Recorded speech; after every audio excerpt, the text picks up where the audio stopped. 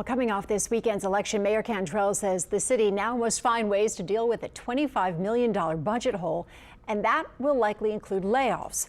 The mayor heavily endorsed 3 tax proposals, all of which failed, and she endorsed the losing candidate in the DA's race. So what, if anything, does that say about the mayor's political influence? Tan Trung has that in focus.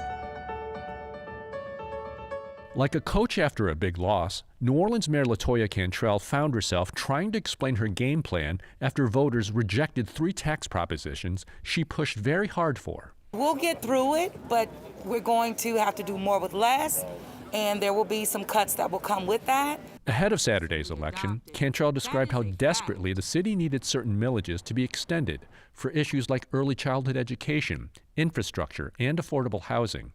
She also included the possibility of having to lay off city workers already under furlough because of the coronavirus pandemic. Her message didn't win over enough voters. The mayor really had a tough night. The candidates she endorsed for district attorney lost by double digits. The 3 propositions were defeated. Political scientist Ed Shervinack says the defeats don't necessarily reflect how voters feel about Cantrell, but they could be indicators that her political capital may be shrinking. As far as I'm concerned, the only thing we really have in terms of how people feel about the mayor are job approval ratings. Now, certainly this sends a message to her that there was some resistance on the part of voters on the pursuit of her agenda. Before the election, some on social media criticized her, calling her LaToya the Destroyer. Cantrell's critics say her restrictive response to the pandemic is crippling the economy. Some early predictions are that if she chooses to run for a second term, her challengers will likely come from the business community. But history may be working in Cantrell's favor. It's very difficult to defeat an incumbent mayor in New Orleans. That in modern history, no incumbent has been denied a second term. Shervinack says in her first term, Cantrell is facing unprecedented challenges.